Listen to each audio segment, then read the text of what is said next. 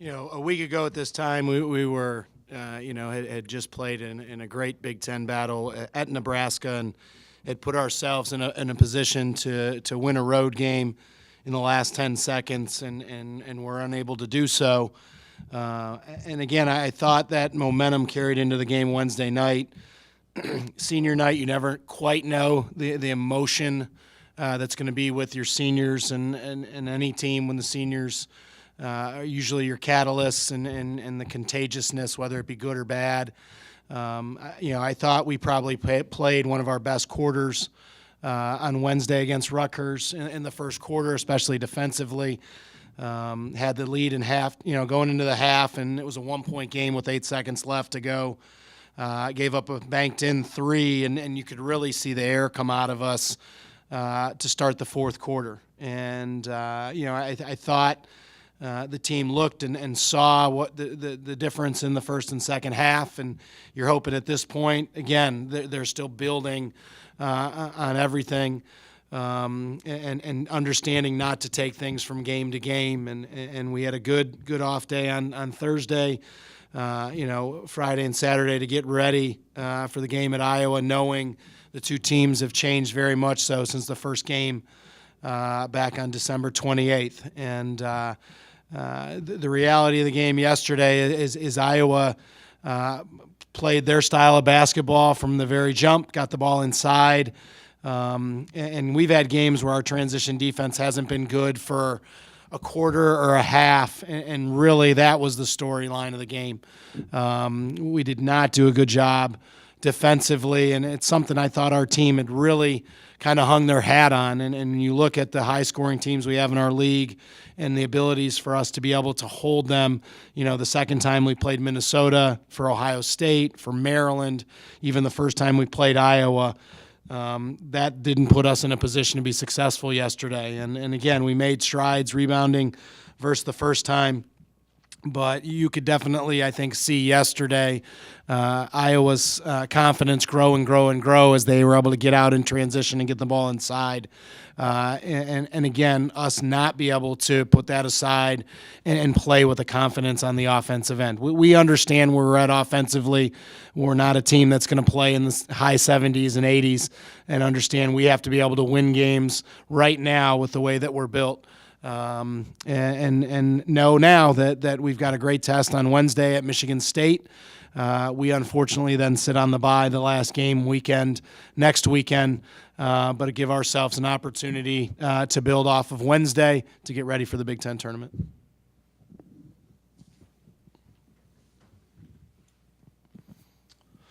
This might be hard to see after yesterday, but from November to this point, you're almost at the end of the line.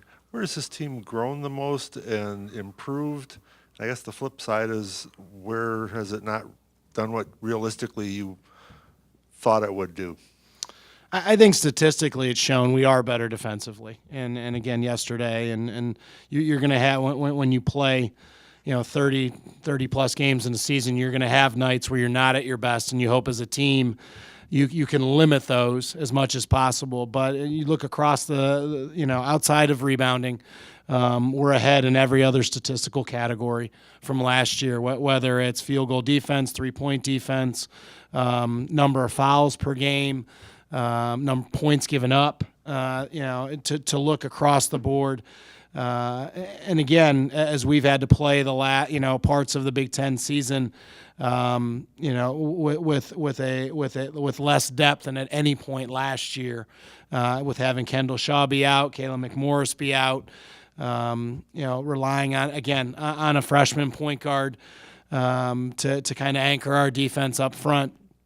I would say offensively, looking to see the progression, and I think we've seen certain players progress offensively, but again, scoring from the point guard and off guard position outside of Kayla and Sue, we haven't gotten that type of production consistently that I would have thought would have continued to improve from the non-conference season.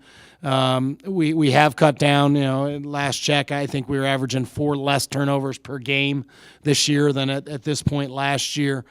So giving ourselves more opportunity. I think on the flip side, We have an offensive rebound of the ball as well.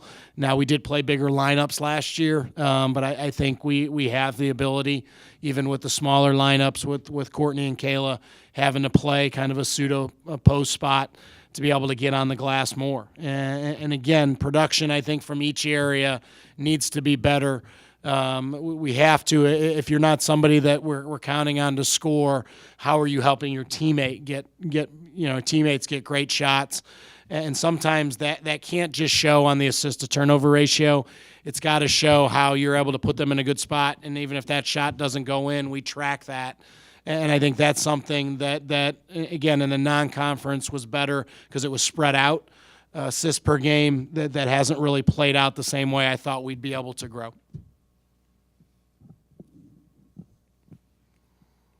Mentioned Naya at the point guard. How, I know you'd like for her to score a little bit more, but how is she? I mean, she's a freshman in the Big Ten. Has she done a pretty decent job, would you say, with quarterbacking? Yeah, I mean, you look and you see what her assist to turnover ratio. She's taking good care of the basketball.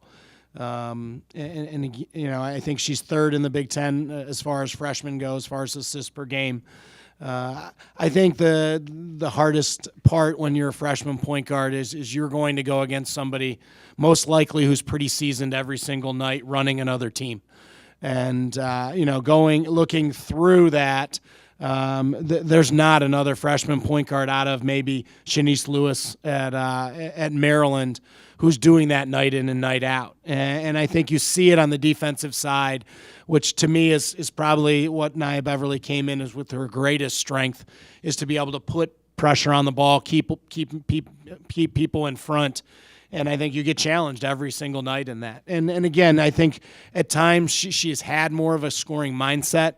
As we've watched film with her and talked to her and coach her every day, I think the number one word you are constantly preaching to freshmen is consistency, and we need her to think offense even more, because I think it takes more pressure off of people like Kayla, people like Marcia Howard, to be able to have her attacking and getting in the lane and having people respect that. But again, it's being thrown in the fire. Kendra's been a great influence with her having done the same thing last year.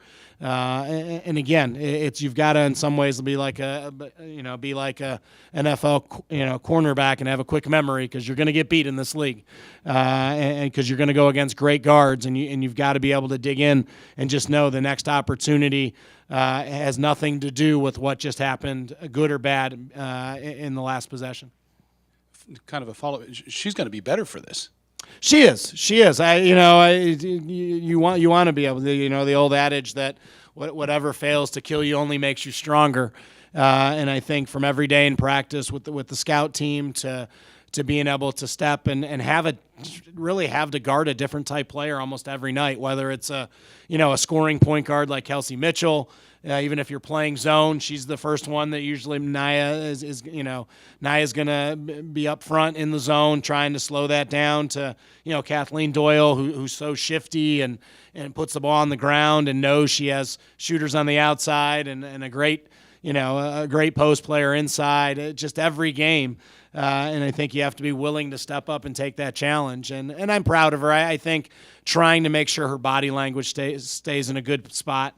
But definitely, I think it's great film for her to be able to watch now and throughout the summer and to build towards her sophomore year. It's one of the quirks of a scheduling in a big conference like this, but your last game of the year is against a team you haven't seen yet. And I'm sure their season hasn't maybe gone the way they hope, but what do you see in Michigan State, and maybe how different they are from what you might have expected? Yeah, they've gone through some injuries, and I think especially when you go through injuries affecting your point guards. One thing I will say is they have the best length in the league, I think 2 through 5. That doesn't necessarily mean they have, somebody 6'5", 6'6" inside, but they have wing players who are 6'1", 6'2", interchangeable, 3 through 5 at times, people that can play inside and out, and again, and they have just a feisty point guard and Taryn McCutcheon, but they also have a really good scoring point guard in Shea Colley, who's just coming back off of injury. So they have unbelievable depth. And I think we look back last year in the Big Ten tournament in that quarter, in that second round game, that ended up being probably the biggest difference in the end of the game when we're up 7 going in the second half is just constantly, especially 3, 4, and 5 spots, where they're bringing in, and all those kids are back and another year experience. But, whether it's Jenna Allen, who's grown her game, who's such a force in the post, can step out and shoot threes, to somebody like Victoria Gaines, to Taya Raymer, who's, as experienced as any player in our league. Sydney Cooks was, co-Miss basketball last year in the state of Wisconsin, who's stepping out and shooting threes but can score on the block. Brandy Agee is somebody who had a great game against us in Madison last year. It's just that their length and their size, is something that, again, other teams have size maybe in the off guard spot or in the 4 and 5 spot. They have it. Ironically enough, when you have a 5'5" point guard, it's funny how then all of a sudden everybody seems to be a foot taller than she is and plays with that same spunk. But that's something. They rebound the ball really well. And again, it'll be their last home game, so it'll be a great crowd. They have unbelievable fan support. But you have to get ready in the same way. I think you look at that, Dennis. They haven't seen us all year except crossover games, so it puts us in that same position.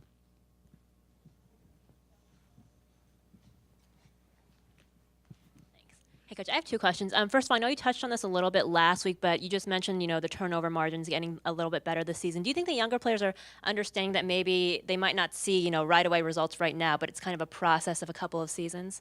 Yeah, I mean, I think in today's day and age, if everybody wants instant gratification and results, and as you're building a team, I think trying to show them, there's certain turnovers in the game of basketball that you can't live with. And on the other side of that, there's certain ones, if they're trying to make the right play and they're reading the defense and you get caught in something, it's like fouls. Sometimes you can't prevent them. We have to cut them down, but trying to show the right decisions are going to lead to the right results. And again, maybe that's if we've turned it over and we're coming down, you become a little bit more conservative and you don't try to make, a pass that maybe 60% of the time gets through, but 40% doesn't. And again, you break those down. Are we fundamentally more sound? I look at those turnovers and say, well, if we have kids who are traveling with the basketball, that's something we've got to fix and practice in individual work so that they're making those moves with game speed and physicality so that they don't make those the next time they go out and they're cutting them down. So I think every part of what we try to do, we're trying to show them the bigger picture. And again, building the program every single day is what I'm looking for. When we walk into practice and we have film today, are we able to take and move forward with that? But being able to also be able to say, hey, here's where you made a great decision where we didn't force something in that could have led to a turnover. And also, this is a little off topic, but there was an Iowa senator that tweeted about how a couple of the UW players did not stand for the national anthem at the game yesterday. Just your thoughts on that. I know it's something that's been going on for a while. I was made aware today that, Marsha and a couple of the girls have been doing that all season. But just your thoughts, what they're standing up for, if you are proud of how they're kind of taking a stand for themselves, please. Yeah, first and foremost, I'm always proud of our players because they are more than basketball players at the University of Wisconsin. They're citizens. They're citizens of this country. And, yesterday, our players, we've had this dialogue since the preseason. And the dialogue has been, they wanted to, members of our team wanted to be able to make a statement and express their opinion to help combat and gun violence, and it's very close to Marsha Howard, being from inner city Chicago and watching, not only her neighborhood but areas around her. They asked it not to be recognized, and so what they've done at home games is they've actually stayed in the tunnel. And unfortunately, at Iowa, there's not a tunnel near our bench. But it's really important for me. I'm trying to make individuals better and grow young women and that's so much more than being able to dribble or shoot or pass a basketball. And I think the experience and that they have here at Wisconsin is for me to mentor them and our staff to mentor them is understand they have that right. And if they feel strongly about something, it's my job to help them understand that no matter what you do in your life, you're not going to please everybody. One thing I will say, our young women are not protesting the national anthem. Our young women are trying to make a statement for the gun violence that's happening in our country. And I'm proud of them to be able to do that, knowing that not everybody's going to feel that their decision is the same opinion as people across this country have. But if everybody had the same opinion, we would have never made the voyage over from England. And we'd still all be over there right now. And I think that's important. That's what this country was founded on, what was your right, and your right to have your own opinion. And I'm proud of Marcia to be able to express her opinion, and we'll continue to support our players when they come to us and we have active dialogue to express today's social society issues that they feel are unjust.